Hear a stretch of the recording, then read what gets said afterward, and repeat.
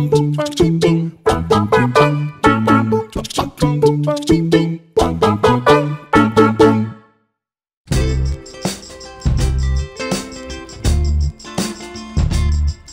Raharja sangat dekat dengan para pelaku usaha mikro, kecil, dan menengah atau UKM. Pria yang akrab disapa Clemens ini merupakan sosok di balik berdirinya The Entrepreneur Society. Komunitas pengusaha muda ini membawa visi mempersatukan dan memajukan Indonesia tanpa sara melalui sebuah wadah kewirausahaan. The Entrepreneur Society didirikan atas dasar semangat kewirausahaan demi menyejahterakan rakyat Indonesia melalui pengembangan edukasi, inspirasi, serta peluang dalam bidang kewirausahaan. Kita sambut Clemens Raharja, founder The Entrepreneur Society.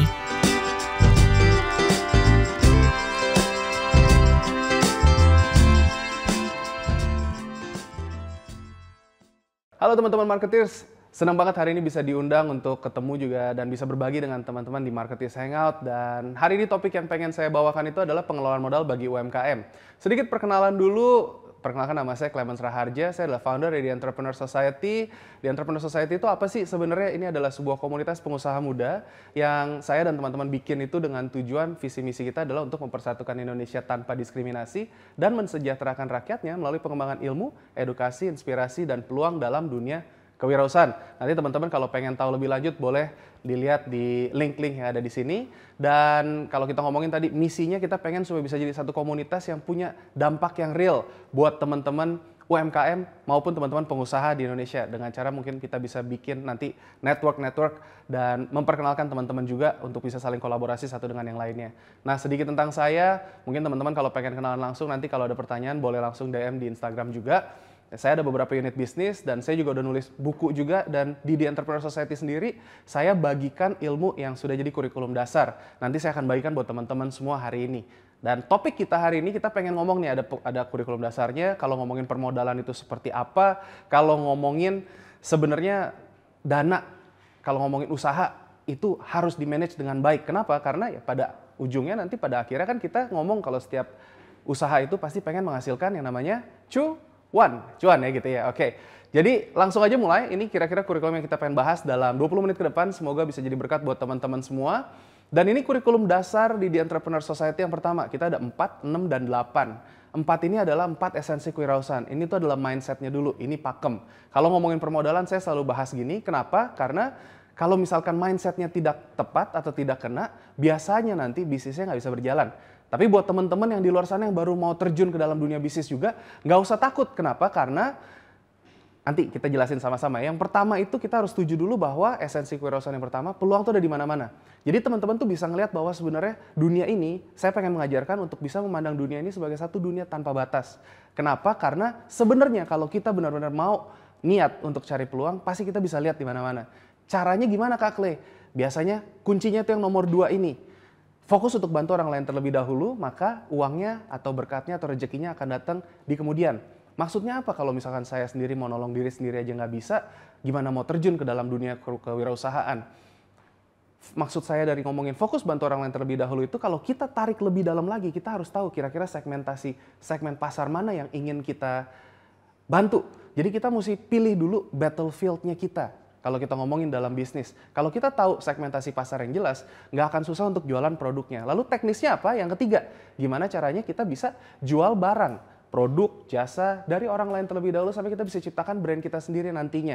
Kalau misalkan pertama kali baru mau mulai, biasanya kan dengan modal yang terbatas, itu kita pasti masih mencari dulu segmen apa yang pengen kita bantu, lalu kita ngelihat juga kira-kira produk apa yang bisa menjadi solusi dari permasalahan yang ada buat dalam lingkungan mereka, sekeliling mereka.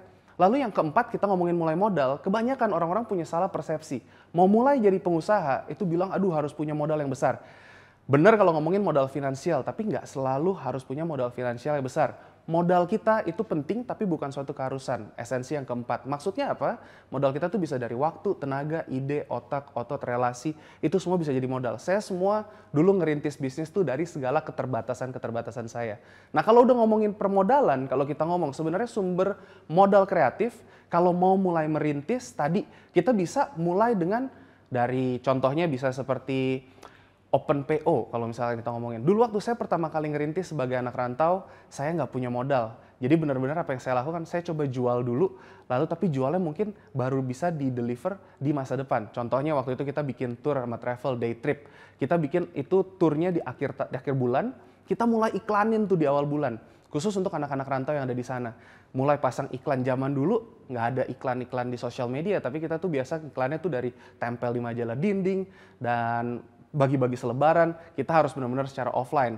Nah, kalau kita ngomongin dengan teknologi yang sekarang, teman-teman tuh bisa mengembangkan bisnis secara masif dan cakupan pasar yang jauh lebih luas lagi dengan adanya perkembangan digital. Nah, kalau kita ngomongin sebenarnya sumber modal kreatif tuh bisa ada tadi open PO atau pre-sale. Contohnya Elon Musk ngambil DP $100 untuk Tesla waktu itu kan, untuk booking doang. Tapi berapa banyak orang yang booking sampai mereka bisa bikin prototype. Contohnya bisa seperti itu. Ada Kickstarter atau equity crowdfunding juga teman-teman bisa cari ya kalau kita, atau mungkin bisa cari partner atau investor, co-founder, atau juga kita bisa ngomongin dari investor stage awal, angel funds, atau kita ngomongin seed funding. Jadi sebenarnya banyak sekali opsi untuk teman-teman mendapatkan permodalan. Cuman topiknya hari ini, kalau kita udah dapat modal, terus habis itu nanti mau gimana? Ya, mau gimana? Nah, kalau kita ngeliat nih ya, yang kamu butuhin sekarang, ini pertanyaan-pertanyaan yang biasa ditanyain investor melalui pitch deck.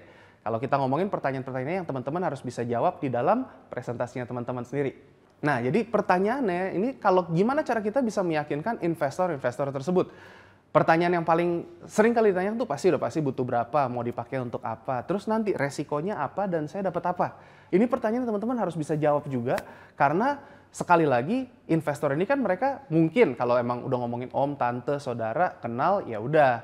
Berarti kan kepercayaannya lebih tinggi. Kalau kita ngomong sama orang yang belum kenal sama kita tapi kita punya ide bisnis yang bagus. Kita mesti bikin juga rencana bisnisnya mau dibawa kemana.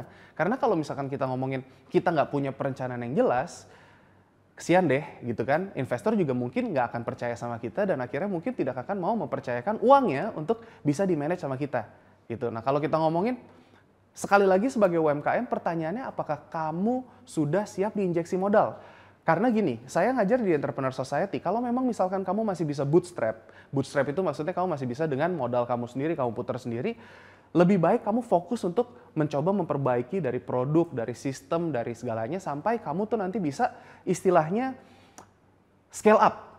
Kalau udah mau ngomongin scale up, kalau kamu mungkin sudah mau memperbesar cakupan pasar kamu, baru mungkin kamu butuh modal, istilahnya modal untuk perkembangan. Nah itu baru saatnya kamu perlu injeksi. Tapi kalau sekali lagi pertanyaannya, kalau misalkan kamu sebagai UMKM terus diinjeksi modal, berarti akan ada orang yang datang, yang menanamkan modal, yang pasti akan punya kepentingan. Seperti yang tadi kita lihat di sini pertanyaannya, saya dapat apa? Nah ini teman-teman harus bisa pikirkan, karena kalau misalkan enggak, itu nanti akan jadi problem lagi. Kalau misalkan kita ngomong setelah ditembak dana, terus habis itu kita nanti nggak happy lagi, kita ditargetin, kita dikejar-kejar. Padahal kalau misalkan kita ngomongin sebagai bisnis, kita tuh masih bisa menjalankan sesuai dengan pace-nya kita. Dengan adanya investor, dengan adanya orang ketiga, istilahnya kalau kita ngomongin lagi dalam pernikahan atau dalam relationship gitu ya, ada orang ketiga masuk, biasanya kan pasti ada kepentingan-kepentingan lain yang mungkin nantinya bisa ngebuat teman-teman jadi nggak flow-nya seperti yang teman-teman suka, yang teman-teman nyaman kalau misalnya lagi mulai berbisnis. Tapi kalau untuk berkembang, untuk scale up, semua bisnis pasti akan butuh yang namanya penanaman modal seperti ini. Nah sekarang kalau kita ngomongin, ini kurikulum kedua. Jadi ada 6 kelas tahapan kewirausahaan. Di setiap pengusaha, setiap entrepreneur itu pasti akan ngalamin kelas-kelas ini dari kelas 1 sampai kelas 6. Ini yang kita ajarkan di The Entrepreneur Society, dan di setiap kelas ini tuh pasti ada tantangannya sendiri. Kalau kita ngomongin di kelas ya mungkin kelas 1, kelas 2 ya, itu yang waktu kita masih omsetnya belum stabil, terus semuanya masih kita kerjain sendiri, semuanya masih serabutan, belum ada sistem, atau bahkan kalau perbedaannya kelas 1 ke kelas 2 ini, kalau misalkan ngomong mungkin kelas 1 masih palu gada, semuanya kita jual. Kelas 2 tuh mungkin udah lebih mengerucut, kayaknya saya lebih bagus di F&B, saya lebih suka di kopi, saya lebih suka di mana. Nah kalau kita ngomongin seperti itu, nanti begitu naik ke kelas 3, itu di mana kita sudah mulai stabil, mendapatkan pendapatan yang stabil. Anggap contohnya kalau kita ngomongin restoran ya. Kalau kita ngomongin restoran itu atau tempat makan atau rumah makan atau F&B lah istilah pada umumnya. Mungkin kalau kelas 1, kelas 2 tuh sebagai SDM kita masih pagi-pagi tuh ke pasar dulu. Terus nanti kita habis itu masak, motong-motong, ngoseng-ngoseng segala macam kan. Nanti kita bersihin meja, kita nyapa customer, malamnya kita ngitung duit ya kan, segala macam semua kita kerjakan. Tapi justru kalau udah sampai ke kelas 3 ini, kita udah punya omset yang cukup. Anggaplah minimal mungkin 10 juta ke atas gitu ya. Itu kita udah bisa mempekerjakan entry level employee atau mungkin pegawai kelas awal. Contohnya kayak admin, OB, atau kita ngomongin mungkin contohnya kalau tadi F&B, itu kayak kita udah bisa nggak usah ke pasar lagi, tapi Kak ini nanti belanjanya ini ya, Dek nanti motongnya gini ya, Mbak nanti masaknya gini ya, Mas nanti melayaninya gini. Kita udah bisa mulai delegasi. Tapi tetap semua keputusan tuh masih di kita. Kelas 1, 2, 3 ini teman-teman kalau UMKM itu harus fokus untuk mengejar omset. Fokusnya di situ. Nah kalau udah ngomongin kelas 4, kita udah lagi scale up tadi tuh. Mungkin kita udah punya cabang kedua, ketiga, keempat gitu. Di mana di setiap cabang tersebut kita perlu punya namanya middle level management. Perlu ada namanya kaptennya atau supervisornya atau manajernya. Jadi kelas 4 itu kita punya middle level management, kita nih jadi area manager yang ngawasin. Quality control, gimana rasa makanannya, gimana cara pelayanannya, kita harus kontrol itu semua. Kalau kita ngomongin yang kelas 5, itu kita sebagai area manager tadi harus bisa digantikan sama tim lagi. Jadi upper level management. Baru kita ngomongin kelas 6. Kelas 6 itu di mana yang kita ngomong tadi mau exit atau kita ngomongin legacy project-nya. Bisnis kita nih mau dibawa kemana. Biasanya kalau kelas 6 tuh bisa kita ngomongin nanti ada yang merger, akuisisi, franchise contohnya kalau mau ngomongin salah satu sumber permodalan kan. Terus kita ngomongin juga nanti ada yang IPO, ada yang TBK ya kan. Ini semua tuh sebenarnya akan dilalui, cuman kembali lagi ke pengusahanya. Kebanyakan mungkin kalau kita ngomongin dari level mungkin orang tua kita atau dari om tante atau orang-orang yang sudah cukup berumur, biasanya mereka bilang di kelas 4, kelas 5, udahlah om udah cukup lah Clement segini, udah bisa biayain anak-anak sekolah ke luar negeri, misalkan seperti itu.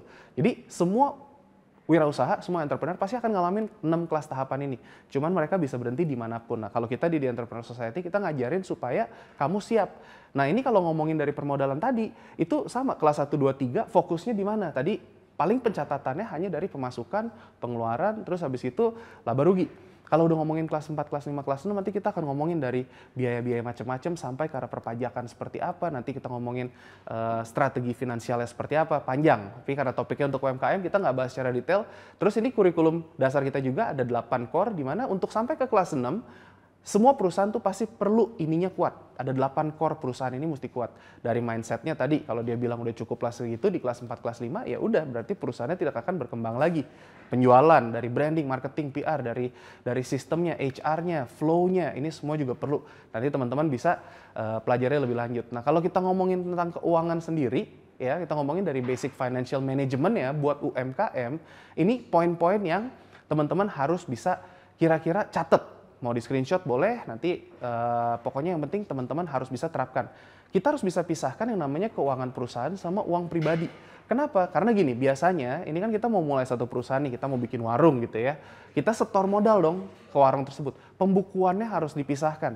Karena nanti begitu ada penjualan dan sebagainya, itu jangan sampai nanti semuanya tercampur aduk. Saya pernah diminta untuk ngajar sama Kemnaker di Balai Lembang untuk berapa ribu UMKM yang ada di seluruh Indonesia dikirim ke sana ya. Dan itu banyak problem ini terjadi di mana dia punya warung di rumahnya, terus habis gitu jadi nanti beli gas, beli listrik, semua itu semua anak sekolah juga pakai duit dari warung tersebut gitu. Jadi akhirnya semua tercampur aduk sehingga UMKM ini tidak bisa membedakan ibarat kata ini udah ada untungnya atau belum sih gitu loh. Jadi kita harus pisahkan uang perusahaan dan uang pribadi. Mungkin di awal uang pribadi kita di store untuk jadi modal ke sana. Tapi kita harus bisa bikin komitmen juga untuk mencatat ini bayinya kita nih teman-teman. Perusahaan ini tuh kita perlakukan sebagai bayinya kita. Jadi kalau bayinya kan nanti pada saat ada penjualan ada nutrisi biar tambah besar. Kalau duitnya diambilin terus, susunya diambilin terus, bayinya nggak gede-gede. Suatu saat nanti jadi perusahaan ini tidak bisa mensupport kita. Nah kalau pencatatannya seperti apa, kira-kira ini rumus gampangnya aja. Untuk perusahaan itu pemasukan, jadi kamu misalkan jualan apapun itu pemasukannya, itu sama dengan tuh pengeluaran kamu. Mungkin kamu bayar tadi modalnya berapa, HPP-nya, terus sama gaji karyawan, operasional, listrik, air, dan sebagainya. Kalau misalkan pemasukannya lebih besar, berarti kamu dapat laba. Kalau misalkan pemasukannya lebih kecil daripada pengeluaran, kamu rugi. Kalau ngomong untuk pribadi juga sama, kita ngomongin dari gaji, pemasukan kan gaji, itu kita pengeluaran sama tabungan. Tabungannya ditingkatkan, nanti bisa lagi mungkin diinvestasikan kemana gitu contohnya ya. Terus sama kita harus punya budget planning dan target penjualan. Kalau kita nggak punya budget ini, biasanya nanti kalau misalkan kita ngomongin UMKM, apalagi yang sudah ditembak dana dengan investor nih, kita dipercayakan uang. Kalau kita tidak bisa manage atau kita tidak bisa mengatur keuangan kita dengan baik, berantakan guys gitu loh istilahnya. Apalagi nanti kamu akan punya yang namanya tanggung jawab terhadap investor kamu. Karena kan mereka pasti pengen juga ngelihat gimana nih performa, saya udah tanamkan duit nih ke perusahaan kamu, terus gimana nih hasilnya. Ingat tadi pertanyaannya apa? Saya dapat apa? Saya dapat apa dan resikonya apa kalau misalkan perusahaan kamu tidak bisa berputar dengan baik, lalu gimana tuh investornya? Pasti kan mereka juga nggak mau kalau misalkan dirugikan. Nah, ini jadi teman-teman poin-poinnya juga harus dicatat, komitmen gaji pengusaha, terus menyesuaikan dengan tadi yang 6 tahapan tersebut gitu loh. Kalau udah ngomongin yang tadi kelas 1, 2, 3 itu yang startup, kelas 4, 5, 6 yang korporat, itu teman-teman punya strategi yang berbeda masing-masing. Gitu. Nah, sekarang kalau udah ditembak dana, ya ini mesti punya targetnya. Kalau saya sukanya gini, saya ajarkan kita bikin target nggak usah jauh-jauh, 3 tahun ke depan, tarik ke 1 tahun ke depan, lalu tarik ke 6 bulan, sama ke 3 bulan, kuartal. Kenapa? Kalau kita udah tarik dari sini, kita kira-kira tahu mulai dulu nih endingnya mau dibawa kemana nih. Dari sini kita bisa bikin target tadi, target penjualan. Kalau misalnya target penjualan kita bilang, aduh target penjualan kita besok atau lusa atau minggu depan, kayaknya terlalu dekat untuk kita bisa petakan. Dan orang-orang akhirnya jadi kita lebih ke apa ya, under value. Jadi kita kadang-kadang nggak percaya diri, mungkin nggak ya kalau omset kita 1M sebulan gitu kan, mungkin nggak ya. Kalau kita ngomong 3 tahun ke depan, kita bisa tarik mundur tuh. Jadi ada naik goalnya gradual atau kita increment. Kalau kita mikirnya langsung secara pokoknya mau gede gitu kan istilahnya, nggak mungkin gitu loh teman-teman. Kalau misalnya kita ngomong nggak ada yang instan di dunia ini, dimana kalau kita mau masak mie aja atau mie instan aja masih perlu direbus gitu intinya kan contohnya. Jadi kita mesti bikin goal settingnya seperti ini supaya apa? Ada rencana kerja yang jelas. Nah rencana kerjanya apa nanti? Kalau misalkan sudah seperti itu kita bisa bikin budget planningnya. Kalau mau tadi omsetnya 1M sebulan misalkan, itu contohnya kita perlu budget marketingnya seperti apa? Apa aja yang perlu kita gali di sana gitu loh. Promosinya ke arah mana, pengembangan pasarnya ke arah mana. Terus apakah kita perlu mungkin dengan sosial media, apakah perlu ada social media management, apakah kita perlu dengan adanya nanti contohnya seperti endorser, influencer, KOL marketing dan sebagainya. Lalu gaji, mau berapa banyak tim. Terus habis itu HPP, ya kan? Gimana cara penghitungan modalnya, biaya pengembangan operasionalnya seperti apa. Ini semua teman-teman perlu bisa bikin budget kalau kita sudah tadi bikin goalnya dulu, targetnya. Dari tadi 6, 3, dari berapa tuh? 3, 1, 6, 3 ya kalau kita ngomongin ya. Nah ini teman-teman perlu perencanaan. Sekarang kalau ngomong teknisnya, ini buku yang saya tuliskan, kita kurikulum dasarnya 468 juga saya jelaskan di sini, cuman sayangnya bukunya udah sold out, kita lagi mau reprint. Tapi ini yang saya sering kali bagikan juga di The Entrepreneur Society. Pencatatannya kira-kira formnya seperti ini teman-teman. Kita bisa catat laporan keuangan pribadi kita dulu, kalau ngomongin tadi pribadi sama perusahaan, nanti teman-teman bisa bikin versi perusahaannya, tapi kita bedakan yang mana kewajiban, yang mana aset, yang mana liabilities ya, terus yang mana nanti kita ngomongin arus kasnya juga, kita mesti lihat pendapatan kita seperti apa. Itu kalau saya kasih contoh di sini kan ada gaji, ada bonus, ada apa segala macam, nanti dikurangi dengan pengeluaran. Ini teman-teman bisa catat. Mungkin kalau ngomongin UMKM nggak terlalu banyak seperti ini ya, kita ngomongin ini jadi paling pemasukan dari penjualan misalkan, nanti pengeluaran dari apa? Belanja harian, terus habis itu nanti pengeluarannya kemana. Ini teman-teman perlu catat ini juga secara reguler, periodik gitu. Kenapa? Kalau misalkan enggak, nanti teman-teman akan hilang arah. Terus kita bikin tadi, kalau ngomong ini target goalnya ya, ini pribadi, kenapa saya bilang 5 tahun mendatang, supaya kita bisa punya perencanaan yang panjang. Nah ini contoh-contoh yang saya bisa kasih, teman-teman nanti di screenshot aja, karena waktunya kan pendek ya. Cuman sekarang gini, gimana caranya kita kalau ngomongin dari UMKM untuk ngatur keuangan perusahaan? Yang pertama kita harus bisa menstrukturkan modal awal. Kalau misalkan kamu mulai dengan modal terbatas tadi, belum ditembak dana sama investor, berarti kita mesti tahu dulu kira-kira dana setor kita berapa. Dulu saya ngerintis yang namanya agency Hello Monday Morning, itu branding marketing agency dengan partner saya, itu dengan segala keterbatasan. Jadi kita tuh muterin dana dari omset, kita ngomong dari situ. Lalu gimana caranya kita bisa menentukan harga jualnya dari HPP? Kita ngelihat dari komparasinya teman-teman. Kita ngomongin dari komparasi, kita ngelihat ya dari komparasi kira-kira di pasaran seperti apa, dan kita juga melihat kira-kira harga jualnya yang cocok seperti apa dan biaya kita seperti apa. Itu teman-teman harus bisa hitung. Oke, jadi setelah kita menentukan harga jual, kita harus bisa menentukan sales target kita, terus ngomongin budget forecast-nya sampai ke tadi laporan laba rugi. Ini teman-teman perlu lakukan, karena apa? Karena laporan laba rugi ini nanti yang akan teman-teman harus kasih ke investornya teman-teman. Kalaupun belum ada investor, kenapa mesti ada? Setidaknya kita tahu, oh ternyata kita nih udah laba loh. Nah, nanti teman-teman bisa tarik gaji, misalkan dari kalau misalnya emang perusahaannya udah untung, bisa teman-teman tarik komitmennya keluarin tadi dari bayinya gimana ya, keluarin dari perusahaannya itu sebagai gaji salah satunya, atau nanti terakhir kalau emang sudah laba bisa ada pembagian dividen. Tapi ingat, jangan langsung semuanya diambil-ambil atau semuanya dikeringin, karena nanti nggak gede-gede. Kalau nggak gede-gede, ya mau ditembak dana sama investor juga, investornya kan ngelihat valuasi perusahaan. Panjang lagi tuh topiknya ya teman-teman ya. Jadi waktu kita awal mulai itu dengan istilahnya kalau misalkan asumsi dengan modal awal yang kamu injek, itu kamu bisa nanti bagi untuk operasionalnya, perlu ada pegawai awalnya, mungkin buat 6 bulan sampai 12 bulan ke depan kalau tidak ada pemasukan. Nah, terus budget marketingnya supaya mendatangkan pemasukannya seperti apa. Nah, ini kita ngelihat, kalau waktu kita sih, saya seneng banget kalau ngerintis bisnis itu tuh dengan istilahnya apa ya, dengan modal terbatas. Karena tadi, modal kita kan nggak cuma finansial. Tadi yang saya bilang, modal tuh ada banyak. Waktu, tenaga, ide, otak, otot, kreasi kamu, relasi kamu, itu semua bisa jadi modal-modal kamu, teman-teman. Nah, kalau ini rumus untuk menentukan harga pokok penjualan. Singkat aja, harga modal, berapapun kamu beli, ditambah biaya operasional, itu jadi harga pokok penjualan, itu modal dasar kamu. Misalkan kalau kamu masak, kamu belanjanya berapa, biaya kamu untuk produksi berapa, kira-kira kamu bisa hitung dari gas, dari air, dari apapun itu, dan waktu, dari karyawan, kamu bisa tentukan harga pokok penjualan kamu. Terus sales target juga sama, ini yang tadi saya udah bilang ya, singkat aja dari 3 tahun ke depan, 1 tahun, lalu kita ngomongin 6 bulan dan 3 bulan ke depan, ini semua teman-teman harus bisa set up juga. Kenapa? Karena ingat, jangan takut untuk bermimpi. Karena kebanyakan dari UMKM biasanya pikir, nggak mungkin lah omset saya 1M sebulan. Tiba-tiba 3 tahun kemudian omsetnya bisa udah jauh lebih besar dari itu loh teman-teman. Makanya semangat terus, dan kalau kita ngomongin gini, kita minimal bikin tadi 12 bulan ke depan supaya kita bisa mulai bikin budget ya teman-teman ya. Kalau kita ngelihat per industri akan punya target yang berbeda-beda. Kita ngomongin contohnya kalau bikin target bulanan jangan dipatok rata aja. Tapi kamu teman-teman tuh bisa lihat juga, ada misalkan nih kalau kayak fashion. Biasanya tuh mereka panen pas lagi mau hari-hari besar, lebaran, akhir tahun, Natalan, ya hari-hari besar itu mereka orang-orang pada belanja tuh terus pada pulang ke kampungnya masing-masing pakai pakaian baru. Contohnya seperti itu. Banyak sekali industri-industri yang memang bergantung dari terutama yang direct to consumer market.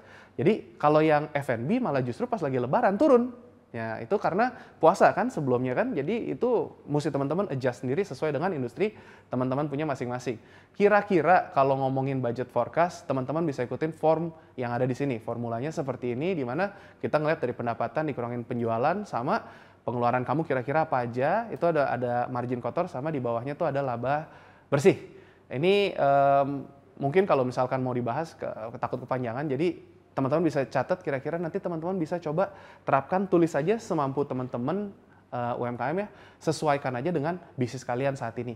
Semoga bisa jadi berkat nih ya.